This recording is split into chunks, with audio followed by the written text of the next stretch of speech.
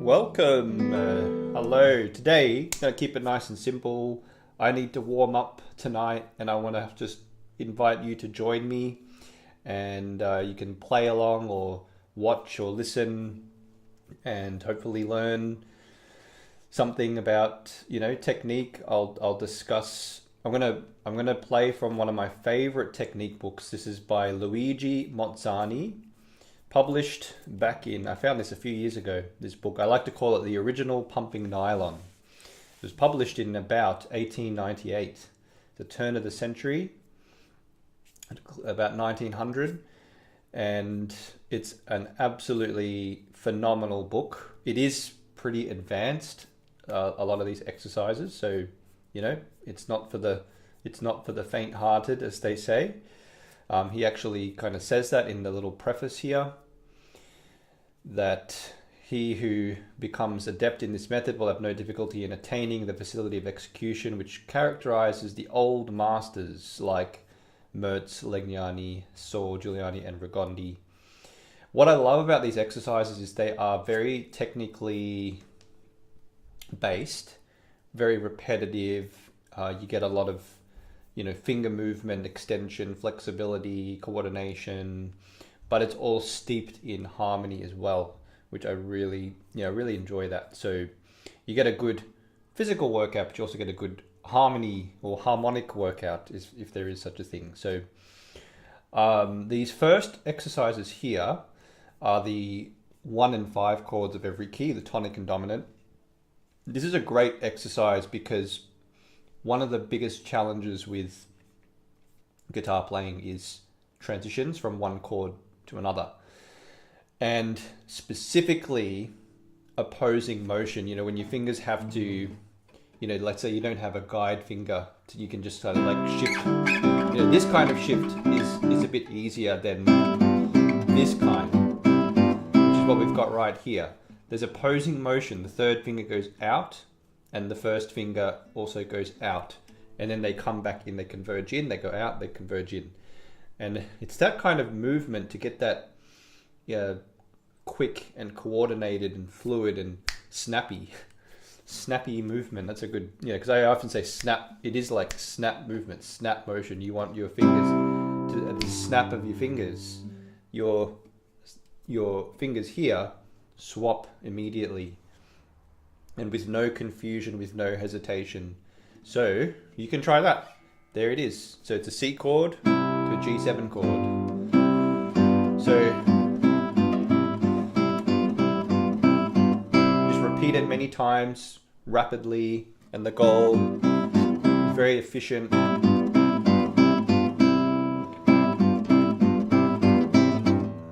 can see that it gets, if you try it, it gets quite, it's like a tongue twister almost, or something like that.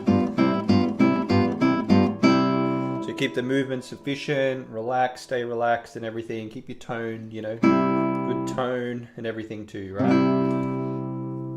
And we're also learning the dominant and tonic chords too of every key. So C major and G7, it's worth saying that. Then we go to the relative minor, A minor.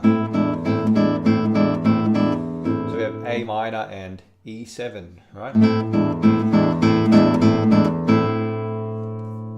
Then we have 1 sharp, we have G major and D7. This gets, oopsie, did my camera just go off? I thought I heard my camera.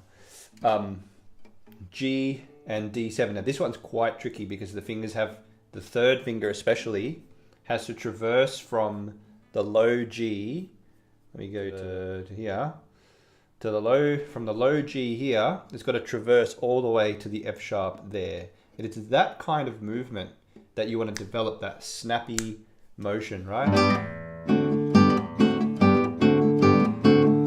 The other 2 fingers, they can get ready. This is another philosophy, principle of mine when it comes to technique, which is anticipation. So the other fingers can be ready to go. The third finger has to jump a long way and then it has to jump back, right? Now, you can change the fingering sometimes, but sometimes it's good to actually do the harder fingering because there's a lesson in it, right? Don't always make the fingerings easier. maybe most of the time to make the fingering is easy. You know what I mean? So I just realized you can't see my right hand at all because this laptop screen here. Whoopsie. I'll move that out. Do a very elegant job of that. There you go. So back to here. So we just did the G and D7, right? Rapidly. So you can try that.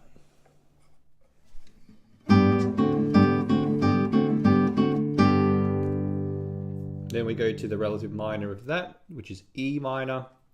Notice how with the minor keys, we've got the sharps there, the leading tone, the sharp 7, like harmonic minor.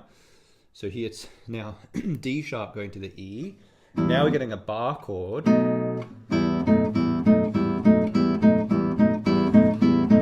little bit easier in a sense because we've got open strings for the first chord, right? Open strings, bar chord. But still, what I'm trying to do is form the chord shape here. Form the chord shape so that my fingers just have to fall onto the frets. E minor, B7. What you want to avoid is something like this.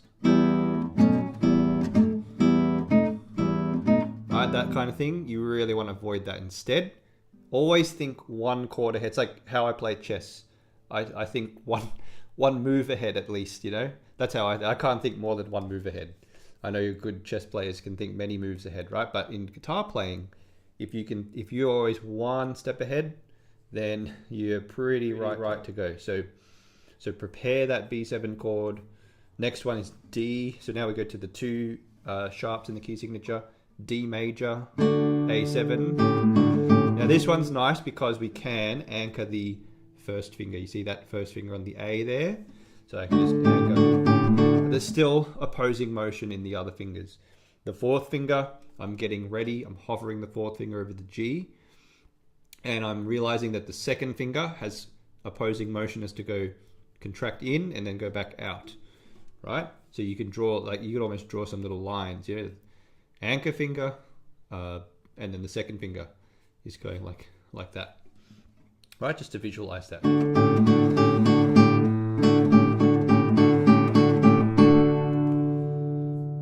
Next is B minor. This one's a bit trickier because, now this is the cool thing too, every key is a bit different, right? They're not all exactly the same, so they all have their own peculiarities. B minor, barring. So it's B minor and F sharp 7 there. I'm sure you can think of a lot of pieces that use those chords. These chords are very common in guitar music as well. So it's B minor and F sharp 7. Then we go to A major and E7. Now we're at 3 sharps, the key of A major.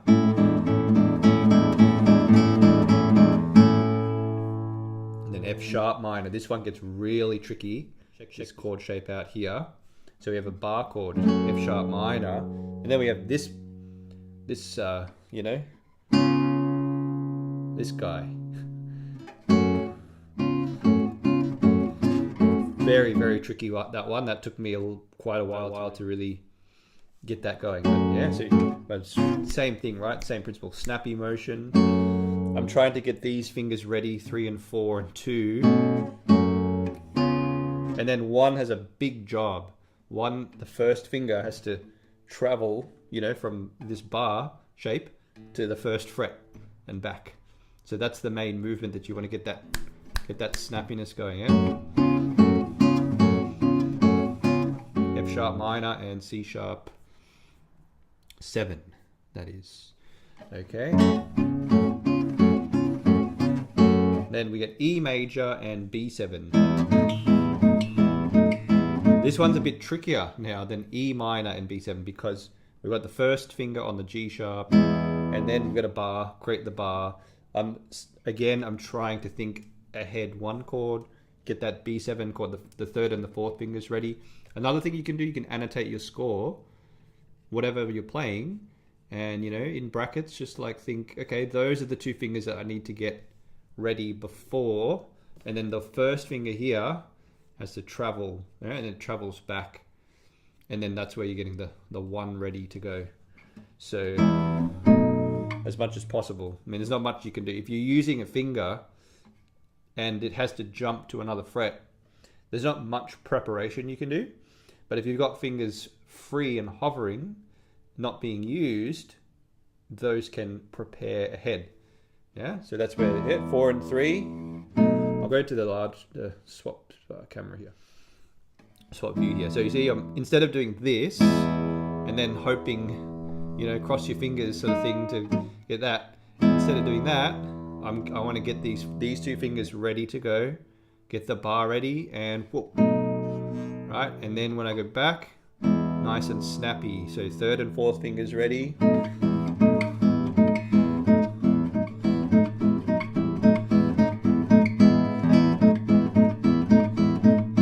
Right, that's 1 and 5, E major and B7.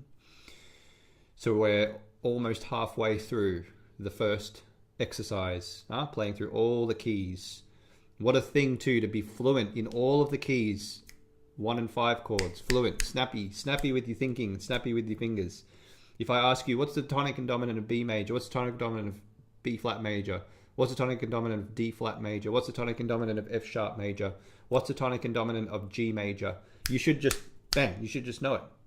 It's the absolute basic vocabulary of music. I know a lot of guitarists don't know it, and that's what I'm here to help with, presenting these exercises. The most fun, practical, beneficial thing to do is to practice these types of exercises. That's where you can really develop that fluency, not only in your mind, but also on the fretboard. So then we go C sharp. We just did E major. Now we'll do C sharp minor and G sharp 7. Now, here's a cool thing. If I go back to B minor and look at C sharp minor and B minor, you'll notice that they're the same. B minor, F sharp 7 is in the 2nd position. C sharp minor is the same, but in the 4th position.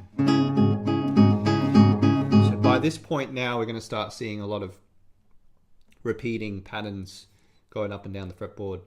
Now we get B major with 5 sharps and F sharp 7. Next is G sharp minor and D sharp 7. Notice there's a F double sharp here. That was the same as F sharp minor we did earlier. This one here, it's the same as that. Those two are the same.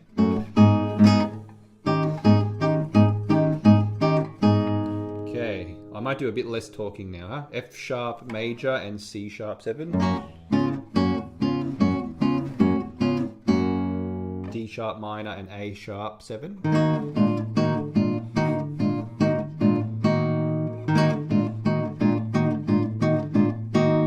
D flat major and A flat 7. Now we get 5 flats in the key signature. And a totally different pattern we haven't seen yet.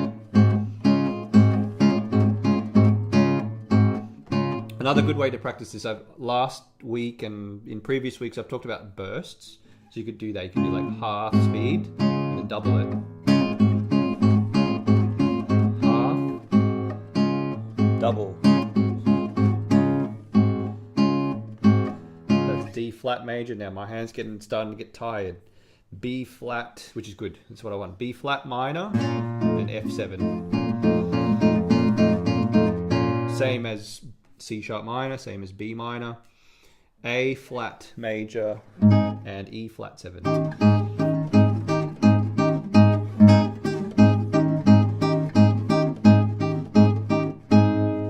F minor and C7.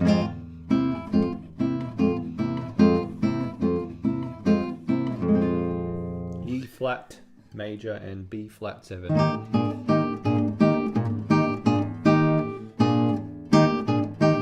Now that is the same as D flat major and A flat 7, same pattern.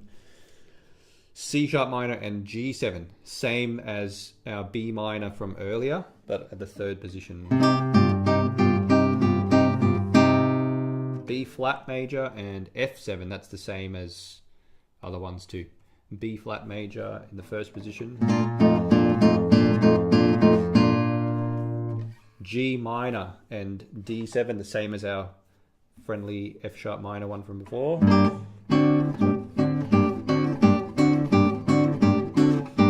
F major and C7, we're down to 1 flat now.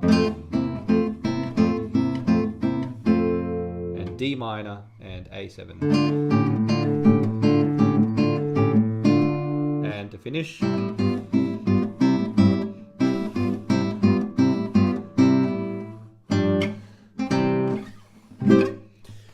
C and G7. Okay, so that's just one page of this phenomenal, fantastic book.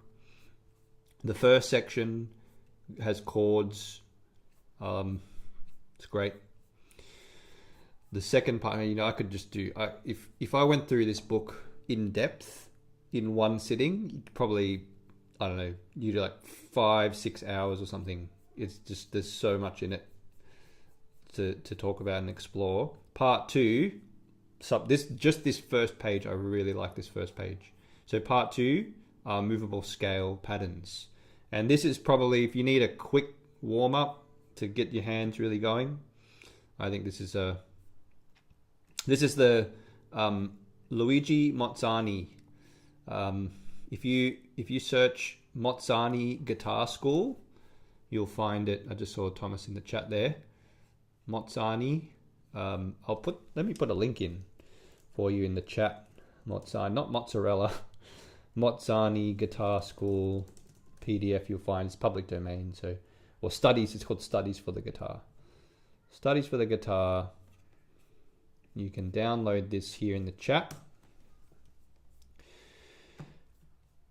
So yeah, I love these exercises. This is like one of my go-to warm-ups here, this scale. And because it's nice and short, it's not too long. So when when you're not warmed up, you can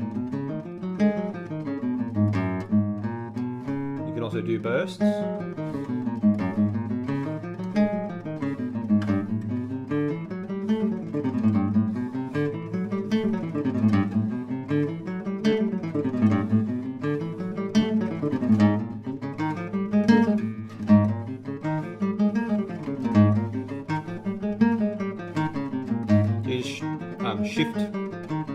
Shift that scale pattern up 1 fret at a time. Now he says to go to the 9th position if possible more and return. It's pretty epic.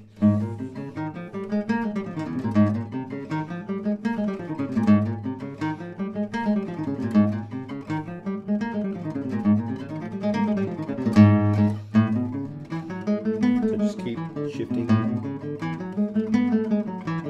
Notice what I'm doing with the accents, right? You don't want everything equally accented.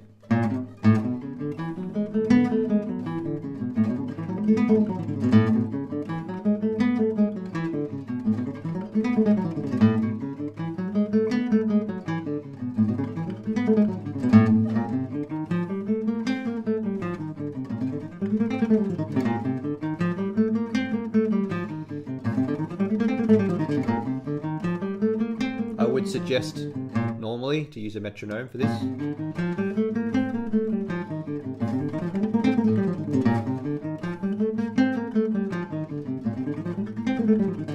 You can also think about the keys and the notes that you're playing too, so it's not just a pattern. So like for example, this is at the 6th position, it's B flat major scale. So it's B flat, C, D, E flat, F, G, A, B flat. So there'd be 2 flats in the key signature, B flat and E flat. Right, so B flat, C, D, E flat, F, G, A, B flat, and then C.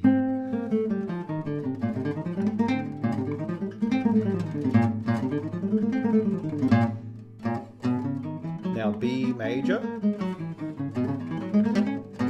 I'm also changing the right hand fingering. So now I'm doing IA.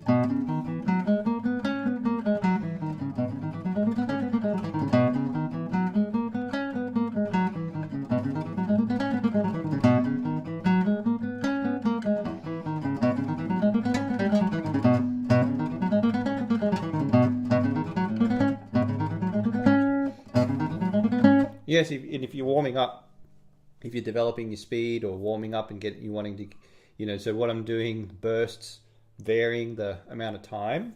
So the more warmed up you get, the longer you can play at a faster tempo for. So the less warmed up you are, you can just do.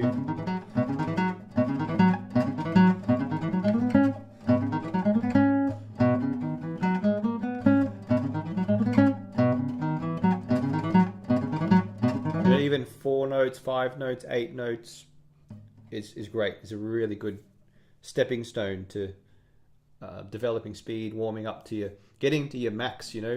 Warming up to me is about developing intensity. If your warm up is always low intensity,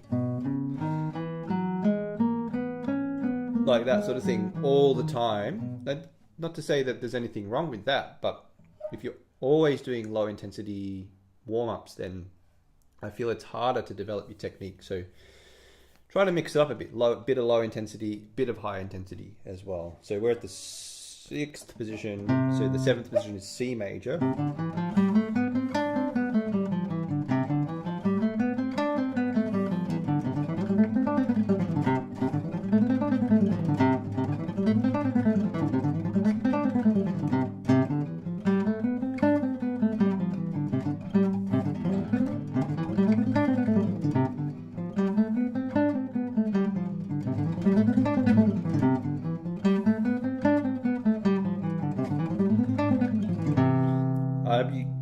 Not sure if you can notice, I'm trying to keep the movements very efficient as well, with the left hand and the right hand.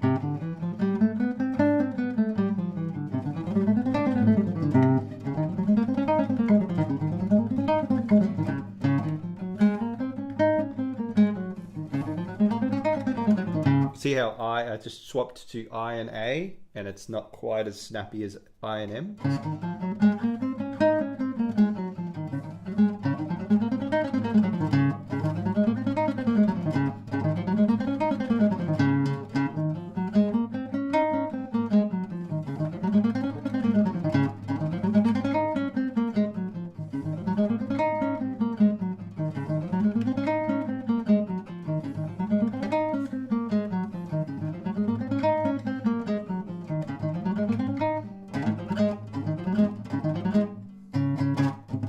Tone, I'm thinking of tone.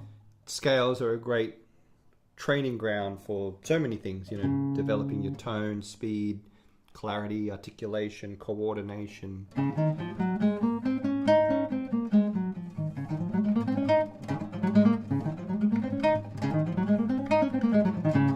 All right, so just from one repeating scale exercise there, you can get so much. And the number 2 is very similar, but it's in triplets and it extends the scale. So you get this kind of thing. That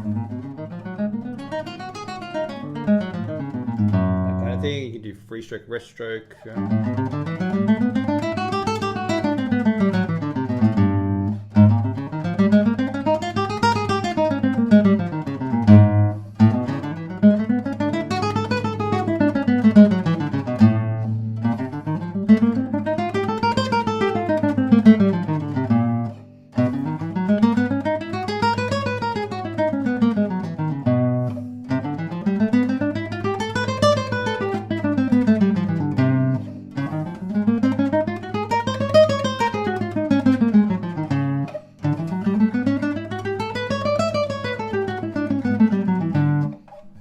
Great, I'm really starting to feel pretty warmed up by this point. Done all those chords, tonic and dominant in all keys. Did that scale, the first one, the second one now, like bit extended, triplets, rest stroke. Then number 3, very similar again, but in 16th or semiquaver rhythms, and adding one more note? It's just slightly different because there's 4 notes per beat instead of 3 notes per beat. So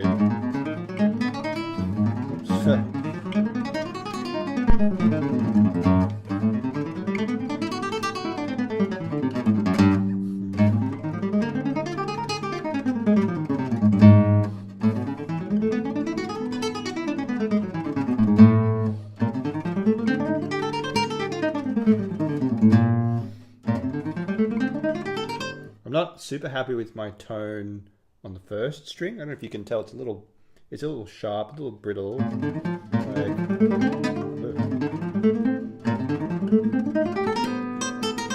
Yeah, run a bit more.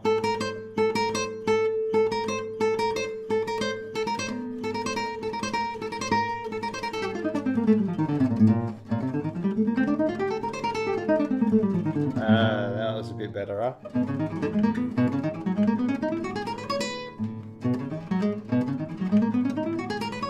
Has to do partly with tension. You know, when you play faster, it is prone to maybe, you know, a bit more tension will creep in.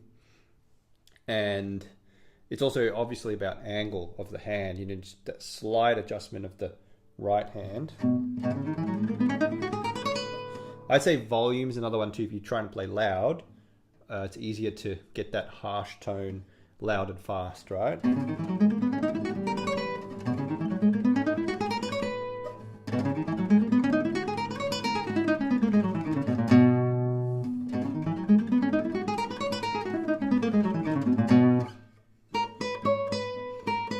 And obviously you can focus on that region. You know, if you've got a weakness in a certain register with, you know, the bass or the treble, it's good to work on that. A lot of guitarists will get a scratchy sound in the basses, so you got to refine that, you know. And then if you get a harsh sound in the trebles, refine that too.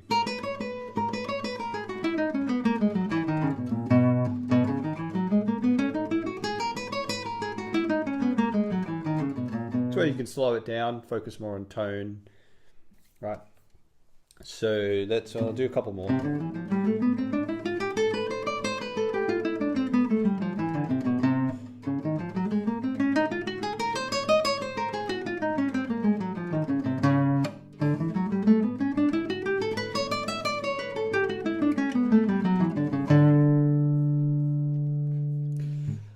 Okay.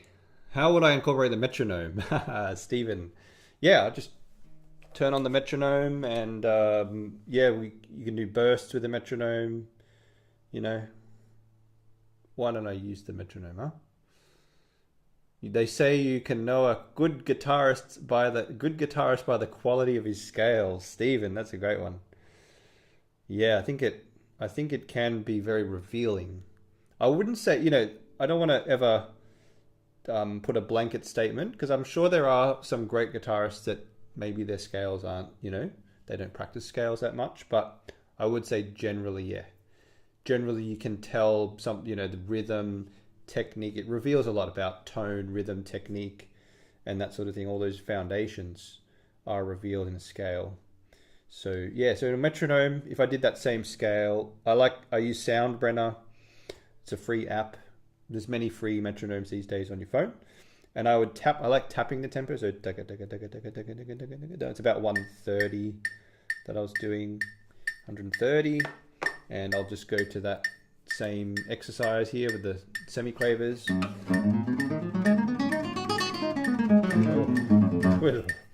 Whoa.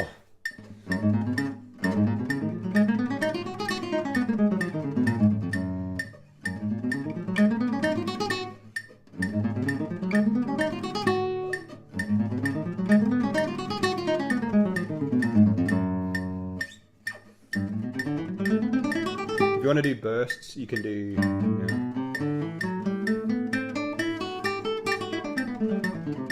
That feels really good for me right now.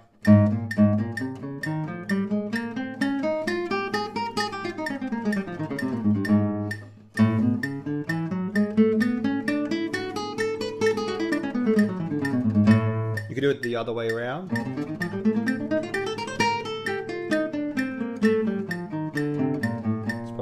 Drowning out your ears, this metronome, isn't it?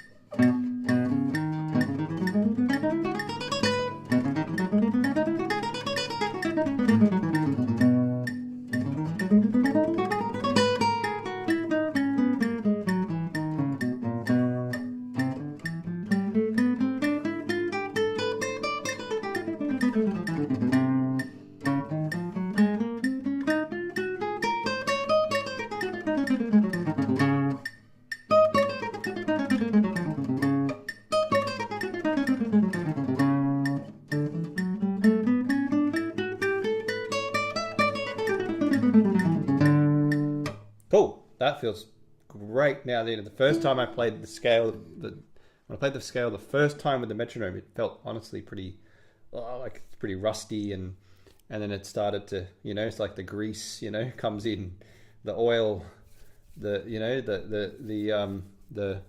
machine gets oiled up. You know what I mean? It gets all nice and things start to work a bit more smoothly.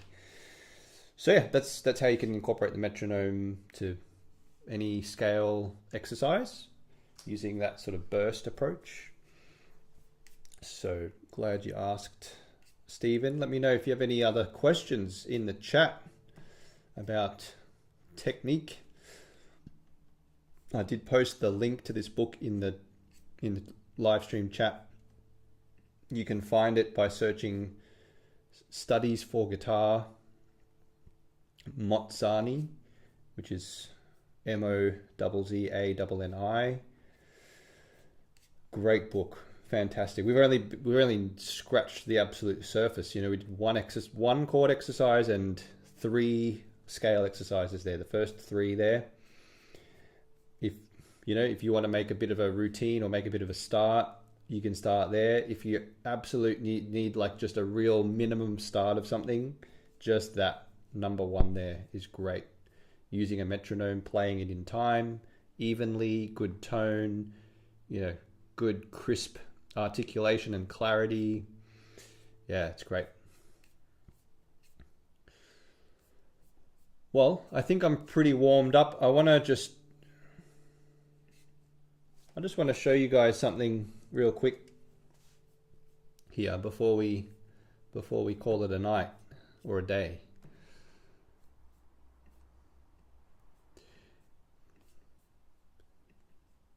You probably know that I've got an online school called the Creative Classical Guitarist, and what you might not know is just the incredible work that is being produced by the members of CCG. So I thought it'd be nice to create a bit of a spotlight, highlight reel or spotlight feature article that showcases the members and what they're doing. And this just absolutely scratches the surface too. So I'll just go over it really, really quickly first. So we've got Emma here performing Andrew York's Andecy. This is a wonderful recording. Emma has skyrocketed in her progress due to her just consistency and diligence and practice. And I already said consistency, but that's so important. I'll say it twice, consistency. And, she really progressed from, I'd say, a grade 1 standard to about beyond grade 8 now, standard. Not only in playing, but also very, very high standard in composing and analysis, understanding theory, and even piano playing. And that's all really, she's just committed, consistent, amazing. So I don't know, hopefully you can hear it if I play this.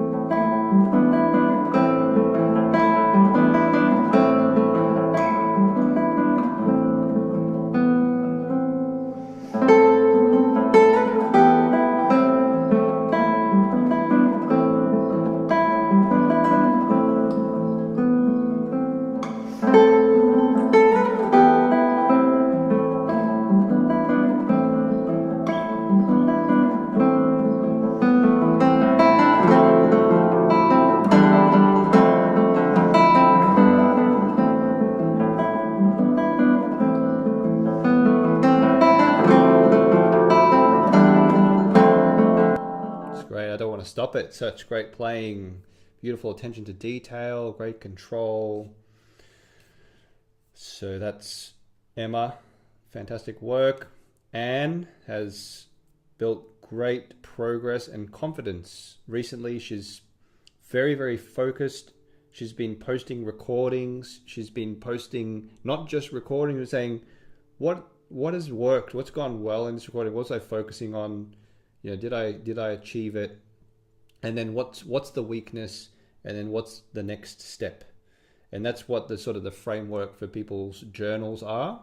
So every member has their own journal, and that's a sort of like a what do you say, like template, you know, if you post something, post a video, what are the questions you want to ask yourself when you post that video? So Anne's done a great job making great progress with this and her playing. So, you know, much more, Anne's, you know, sort of still in the earlier stages of her development, but she's made a great deal of progress. So let's listen to a little bit of this Caruli Waltz, which you probably familiar with.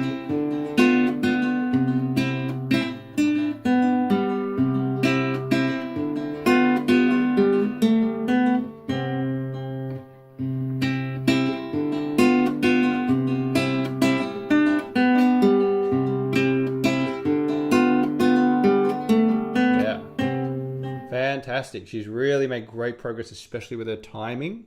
I think that's partially due to using what I call a play along score. So you have a score that you can play along with, and it really helps with timing.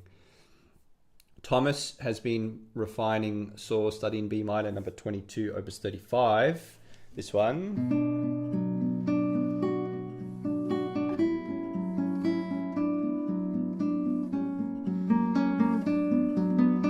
That one, and he's been refining this so well, step by step. You know, first just making the notes clear, you know, that was like the first step, getting the fluency, speeding it up, and then adding the dynamics and adding the rubato. So we'll have a listen to a little bit of Thomas now.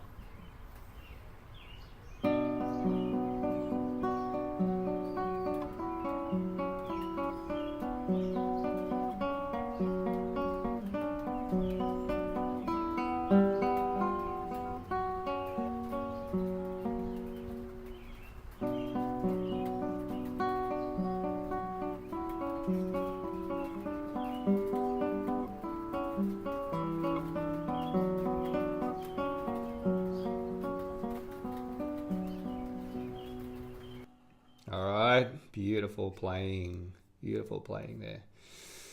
Trisha has started arranging Schubert's Stanchen for 2 guitars, and you can actually listen to this right on here. This is her arrangement done in MuseScore and published, so you might be familiar with this beautiful song.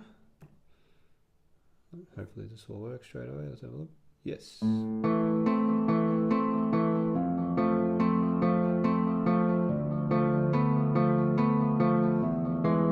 One cool thing is you could even you can even play along with it if you wanted to.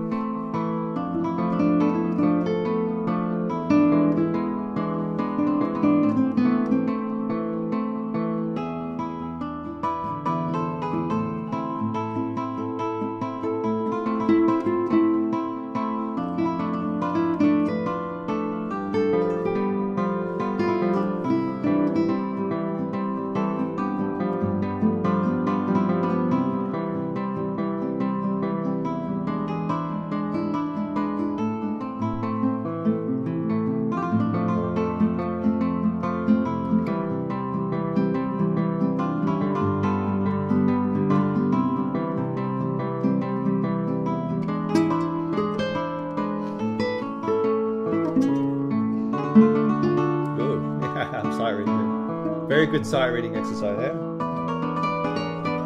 Whoops.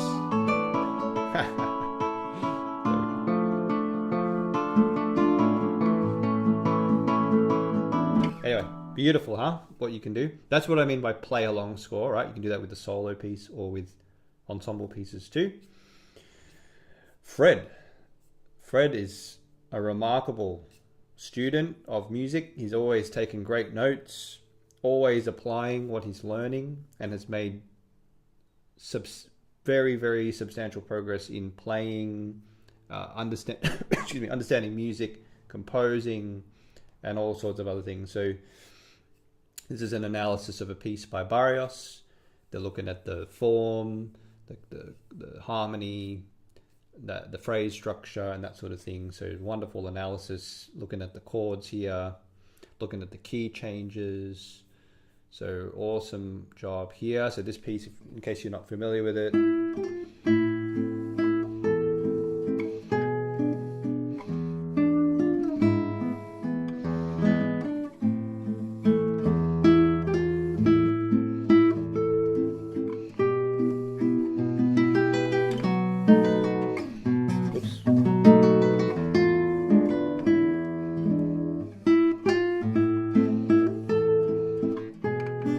beautiful sort of waltz or mazurka, it's a waltz or a mazurka by Barrios.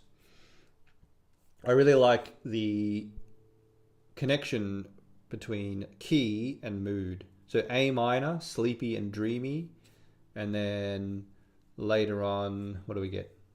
Some changes. A minor, tender night sky with stars. Passing modulation to E minor. Yeah, so wonderful work there.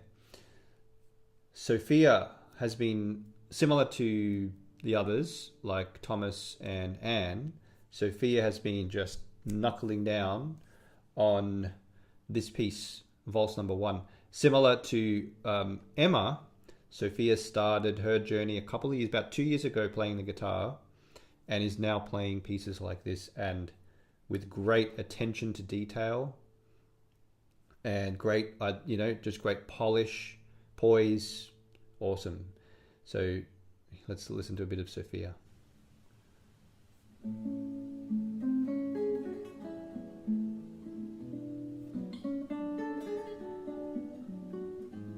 Sorry, the volume's a bit soft of the recording.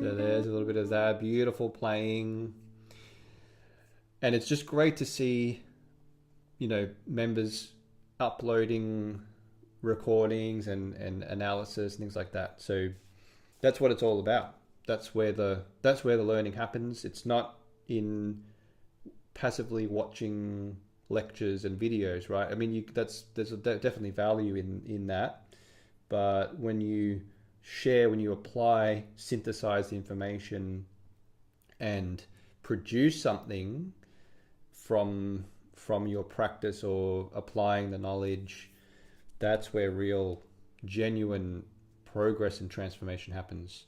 And so CCG is a community that's just constant. I mean, every day it just keeps, churning new content like this, and it's absolutely wonderful. It's a great immersive environment to learn and be inspired from. So yeah, just thought I'd share that and share what the some of the members are doing there, and I'll post up another spotlight in the near future. So I think we'll wrap it up there. Thanks very much for watching. Let me know if you have any questions. Feel free to apply for CCG if you're interested curious in joining us. And yeah, as always, really enjoyed it. Great to warm up. Have a good warm up next time you practice. Don't forget, put on that metronome, and see you next time.